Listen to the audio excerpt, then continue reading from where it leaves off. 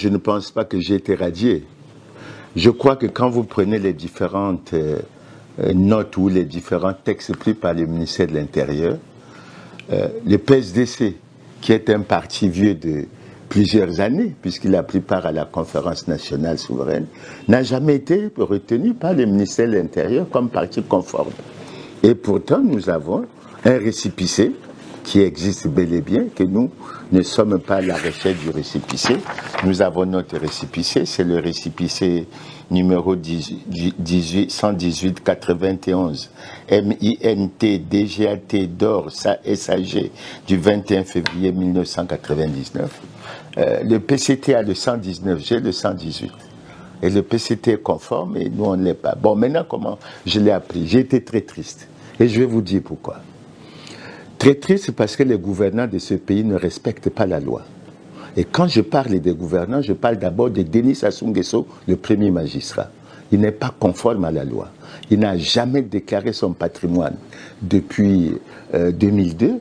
Donc il ne l'a pas déclaré en 2002. Il ne l'a pas déclaré en 2009. Il ne l'a pas déclaré en 2016. Il ne l'a pas déclaré en 2021.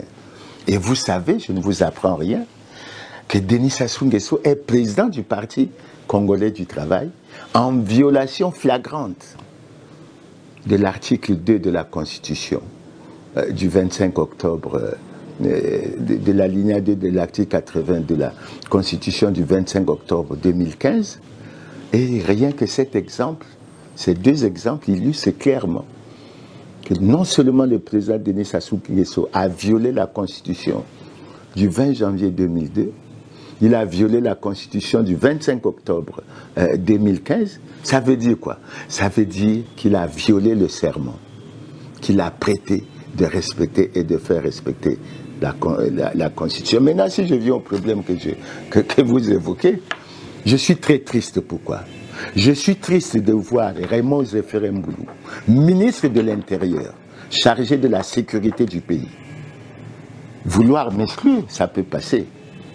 Mais continuer à déclarer le PCT qui n'est pas conforme à la loi comme conforme à la loi. Et ça veut dire que dans ce pays, nous sommes dans une démarche de fraude et de corruption. Et nous n'imaginons pas un seul instant que Mboulou puisse proclamer des résultats d'une élection en proclamant un autre candidat autre que celui du PCT comme candidat il y a une élection. Donc vous voyez bien que nous sommes dans une démarche d'intimidation. Ils sont en train d'intimider nos militants. Les jeunes subissent des tracasseries. Ils sont invités dans les commissariats. J'écris pour descendre à Madjibou. Ce n'est pas accordé. Bon, que veut-on? Moi, je ne suis pas le PCT.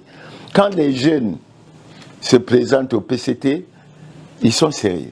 Mais quand ils se présentent au PSDC, ils sont interpellés par la CID, par la police. Où allons-nous? Où allons-nous? Bon, maintenant, je suis radié, dit-on, parce que je ne serai pas en conformité avec la loi, ce qui est faux. Que fait-on du président Mboulou qui déclare des partis qui ne sont pas conformes à la loi, comme le PCT conforme? Et pour terminer sur votre question, j'ajoute, franchement, le président Sassou, là où il est-ce qu'il pense que ce soit normal qu'en tant que président du Parti congolais du travail, il veuille organiser une élection? Est-ce que cette élection sera libre, démocratique, transparente, crédible et apaisée? Je dis non. Que voulons-nous? On parle de la paix et on veut intimider les gens. Et l'article 25 de la Constitution, je propose aux amis du PCT de lire cet article, mais il garantit la liberté d'express. L'article 27 garantit la liberté de réunion, la liberté de manifestation. Et ils sont en train de prendre les dispositions pour dire que tout le monde est derrière Denis Sassou Nguesso. Je ne suis pas derrière Denis Sassou Nguesso.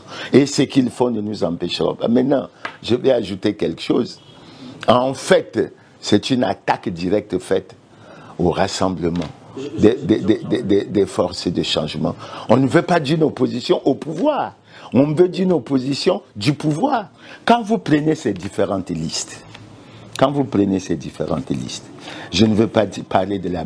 Je ne veux pas faire de la délation.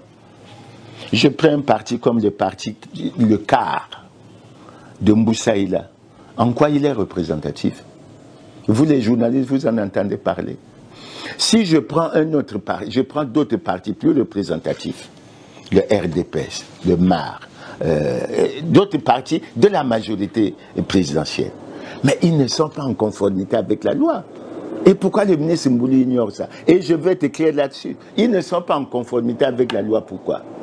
Mais parce qu'ils ont violé la Constitution en ne respectant pas l'article 55 de la Constitution, qui dit que tout citoyen élu ou nommé à une autre fonction publique doit déclarer son patrimoine lors de sa prise de fonction et à la cessation de celle-ci. Et ils n'ont jamais fait.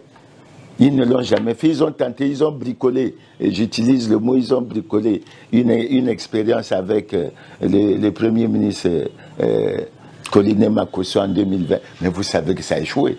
Et depuis que cette loi a été amendée suite à un recours que j'ai introduit, depuis mai